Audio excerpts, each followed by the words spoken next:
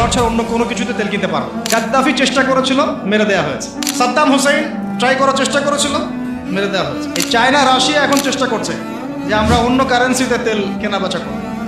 Iran মাঝখানে চেষ্টা করেছে আমরা সোনাতে তেল কেনা বেচা করবো, সোনা দিয়ে। ওই জন্য দেখেন ইরানের সাথে অলওয়েজ লেগে আছে, কারণ তেল ছাড়া তো বিশ্ব অচল। আপনি তেল ছাড়া এই বিশ্বে কিচ্ছু চালাতে পারবেন, কিচ্ছু চালাতে পারবেন, পুরোই অচল।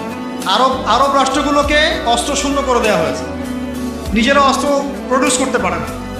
এরা তেল দেয়, তেল দিয়ে কিছু ডলার পায়, ওই ডলার দিয়ে আবার ওর কাছেই অস্ত্র কিনে। আপনারা একটু বোঝার চেষ্টা করেন, যখন আমরা এগুলো পড়ছিলাম ইউনিভার্সিটিতে তখন এগুলো বুঝতাম না। ইউনিভার্সিটিতে আমরা এগুলো ঝরঝরা করে মুখস্থ করেছি, বিশ্বাস করেন।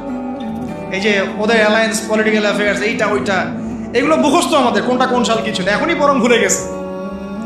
কিন্তু ইসলামের সাথে যখন এটা মেলানো শুরু করলাম তখন দেখলাম যে বাপরে বাপ, গভীরে তো অনেক কথা আছে, এর শেকড় তো অনেক গভীর। মানে বিষয়টা বোঝেন যে আমি তেল বিক্রি করব শুধুমাত্র ডলারে, অন্য কোনো কারেন্সিতে।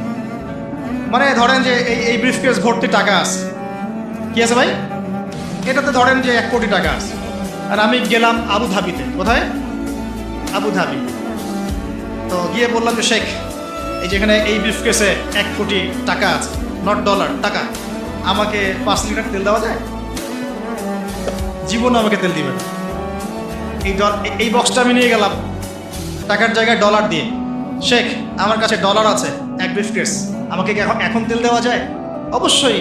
কুল্লু খালাস, অবশ্যই। ইয়া হাবিবি কুল্লু খালাস, আসেন তেল নিয়ে যান। আনছে হাবিবি বলবো তখন, আসেন তেল নিয়ে যান। এই যে শুধুমাত্র ডলার দিয়ে তেল কেনা বেচা করার চুক্তি, এর নাম হলো পেট্রো ডলার মনিটরি সিস্টেম।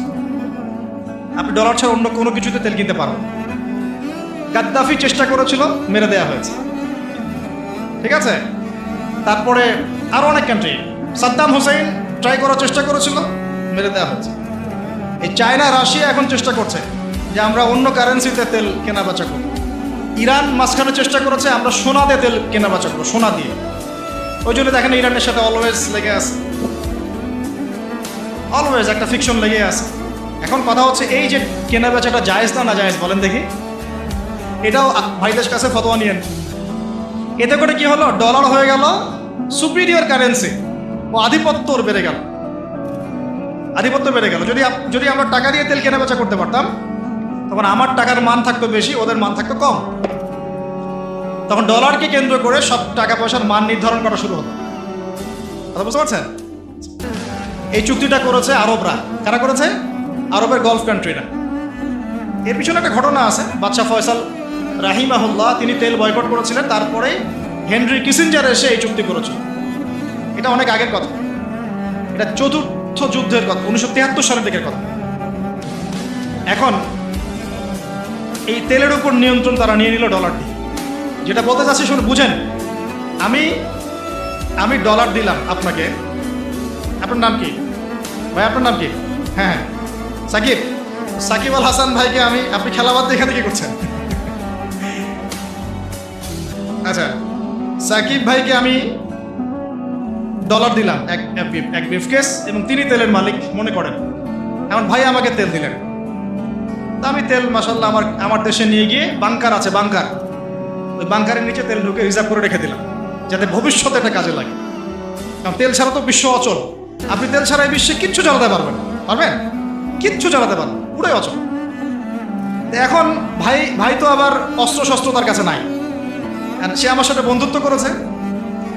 এখন আমি তাকে বোঝাচ্ছি যে আপনার তো নিরাপত্তার জন্য অস্ত্র দরকার, আপনার আশপাশে অনেক শত্রু আছে, এবার শত্রুরা তো অভাব নাই, তাহলে অস্ত্র কিনতে হবে না আপনার? ও বলছে হ্যাঁ কিনতে হবে। তাহলে অস্ত্র তো আপনি বানাতে পারেন না, সেই প্রযুক্তি আপনার নাই। আমার দেশে অনেক অস্ত্র আছে, এগুলো আপনাকে দেই, আপনি ডলার দিয়ে এগুলো কিনে নেন। প্রথমে যে ডলারটা আমি ওকে দিয়ে তেল নিয়েছি, ওই ডলারটা আমি আবার ওর কাছ থেকে নিয়ে আমার অস্ত্র দিলাম ওকে। লাভকার, বুঝেন নাই মনে? প্রথমে আমি দিয়েছি ওকে ডলার, সাকিব দিয়েছে আমাকে তেল। সেই তেল নিয়ে আমি আমার দেশে রিজার্ভ করেছি, তেল তো আমার থাকলোই। আর আমার ডলার হলো কারেন্সি, সুপিরিয়র কারেন্সি, যা দিয়ে অন্য কারেন্সির মান নির্ধারণ করা হয়। এবার ওকে বুঝালাম তোমার অস্ত্র নাই, ও বলছে তো আমার তো প্রযুক্তি নাই, তাহলে আমাকে আপনি কিছু অস্ত্র বিক্রি করেন আমার কাছে। তা আমি কিছু অস্ত্র, আমার তো অস্ত্র অভাব নাই, আমি যত ইচ্ছা এগুলো বানাতে পারি। যেটা বানাচ্ছি ওর চেয়ে অত্যাধুনিকটা আমার কাছে আছে। ওকে এমন কিছু দিব না যেটা দিলে ও আবার আমাকে আক্রমণ করতে পারে। ওকে এমন অস্ত্রই দিব যেটা আমার প্রতিহত করার ক্ষমতা আছে। ব্যালিস্টিক মিসাইল ওকে দিব না, ওকে অন্য কিছু দিব।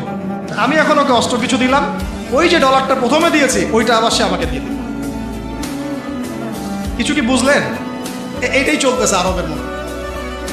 অথচ এই সার্কাসটা কিম জং উন অনেক বেশি বুঝেছে আগে।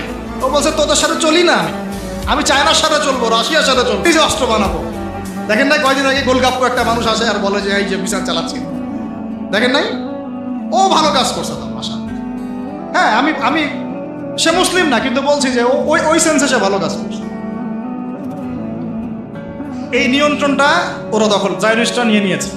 জায়গার, ভৌগোলিকত্বের, মিডিয়ার, প্রযুক্তির, অস্ত্রশস্ত্র, তেলের, সব কিছু। এখন আমাকে বলেন, তাহলে দাজ্জাল এখনো বের হয় নাই কিন্তু তার অনুসারীদের আজকে এই অবস্থা, তাহলে আসলে কি সময় খুব বেশি বাকি আছে না কম আছে? আস্তে আস্তে বিশ্ব এদিকে যাচ্ছে।